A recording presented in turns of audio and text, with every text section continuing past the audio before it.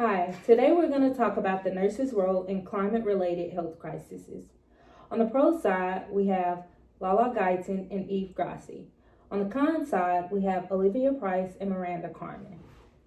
I'll start with our opening statement for the pro side.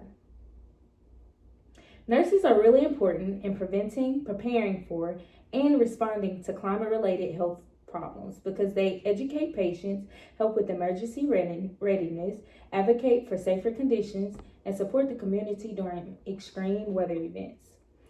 Their clinical skills make them key leaders when it comes to climate and health.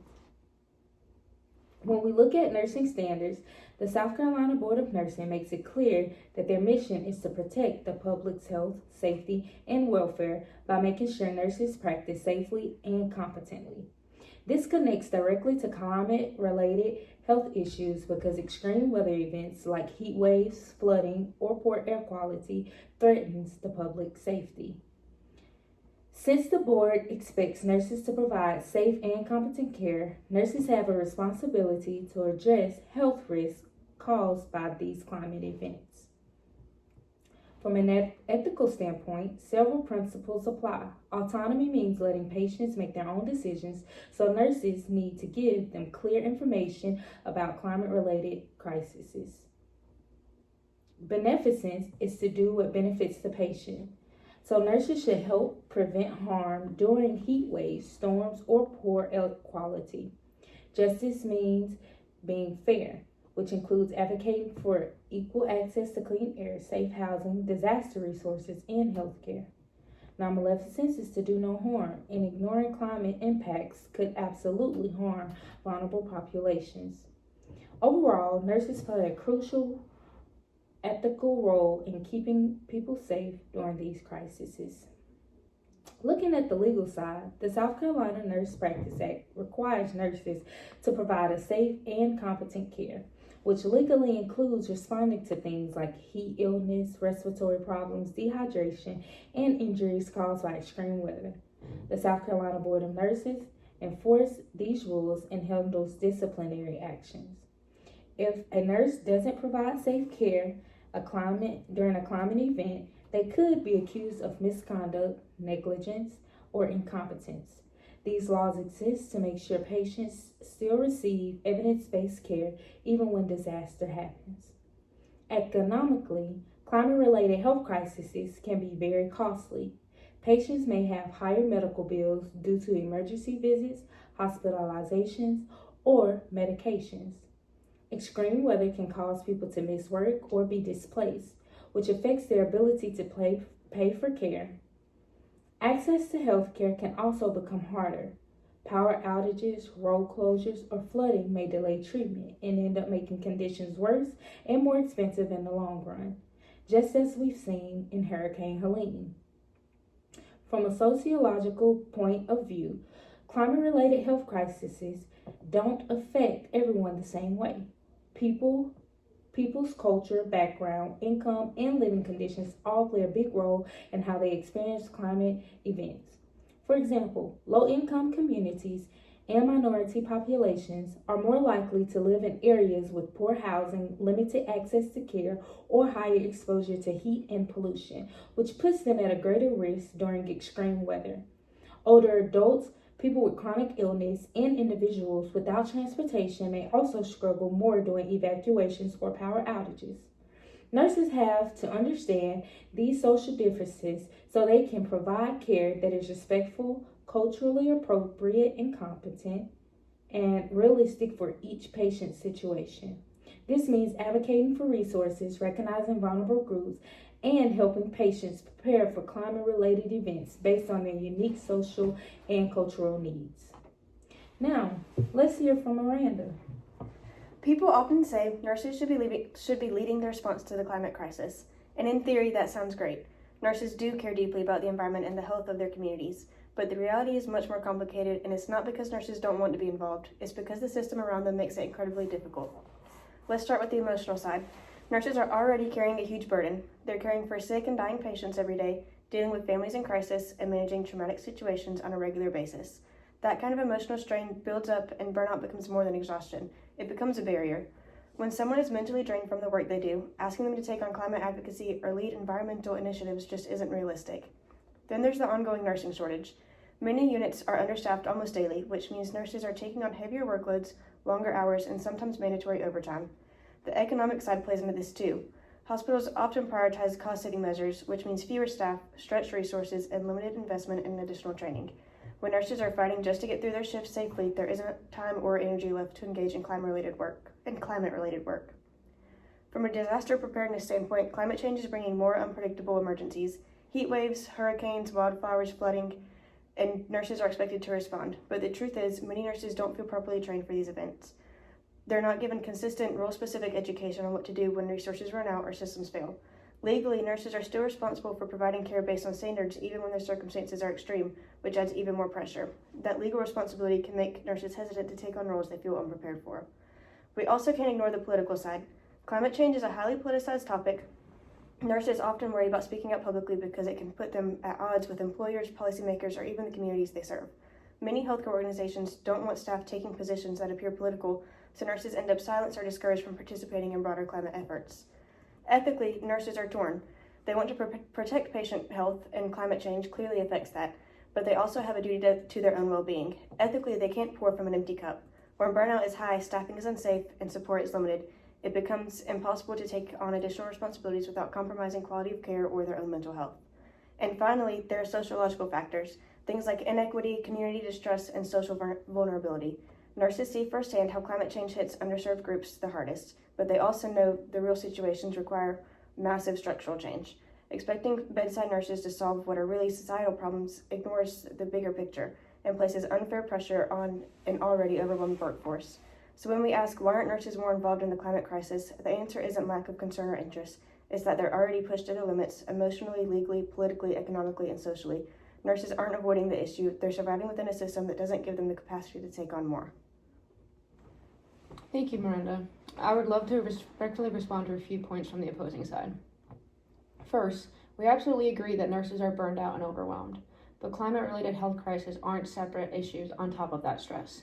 They are one of the ones that causes it.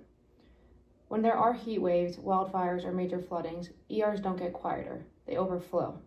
Chronic conditions get worse, and nurses take on more patients in even harder conditions. So ignoring climate change doesn't protect nurses, it guarantees even heavier workloads later. They also mentioned that nurses don't feel trained for climate events, and that's exactly why nurses should be involved in shaping their response. The American Nurses Association and the International Council of Nurses already include climate health in the nursing scope of responsibility, not because they want to pile more onto nurses, but because education and prevention reduce emergency demand in the long run. We're not suggesting every bedside nurse needs to go to the lobby Congress or write an environmental policy. We're talking about things that nurses already do, such as teaching a heart failure patient how extreme heat affects fluid retention, or how asthma patient understand high or low population days. Those are nursing interventions, and that is within our scope. Let's talk about the economic point. The CDC reports that for every $1 spent on climate-related prevention, it saves about $4 in healthcare costs.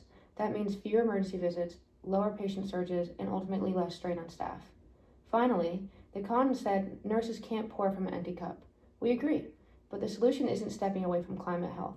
It's building resilience by preparing for it. If we don't, we'll deal with it with more disaster-level patient loads more often. Nurses are not being asked to fix climate change. We're being asked to do what we already do best: protect patients, educate communities, and prevent harm before the next crisis hits. Thank you, everyone. I'd like to respond by highlighting some systemic barriers that nurses face when approaching climate and environmental issues. Although the South Carolina Nurse Practice Act and others imply the inclusion of environmental factors in patient care, the current nursing education system and standards of practice do not prepare nurses to fulfill this proposed role. In a 2023 article from the International Journal of Environmental Research and Public Health, the authors assert that the accepted meta-paradigm and historical conceptions of the environment have limited how nurses have related to the issue of climate change and how they have understood their professional role in adapting and mitigating the issue. A global problem such as climate change requires a broader vision.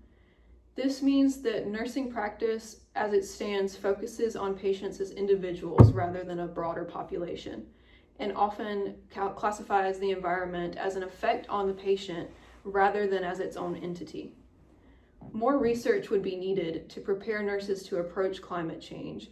As it stands, we have insufficient knowledge and expertise to approach it effectively. Additionally, the International Council of Nurses released a 2024 position statement on nurses and climate change that states that the council believes that to prevent worsening climate change and promote planetary health, nurses need the skills and competencies to advocate for effective climate and environmental health policies. They also recognize the important opportunity to harness the significant health co-benefits of climate change mitigation and adaptation policies. This highlights that the skills related to environmental health are not always standard or included in nursing program curricula, and oftentimes specialized education is required to fully understand the environment. Many nursing processes focus on their response to climate and environmental challenges as it affects patient outcomes. But nurses should also utilize strategies for prevention and adaptation rather than focusing on a response. Nurses currently are not in a supported position to effectively address climate crises. Thank you, Olivia. In closing, this debate isn't about whether nurses care. We all agree nurses care deeply. The real question is, do we ignore a growing health crisis, or do we prepare for it in the same way we prepare for any other threat to patient safety? Climate change is already at the bedside. We're seeing more asthma attacks during wildfire smoke, more heat-related illnesses, and more disaster evacuations.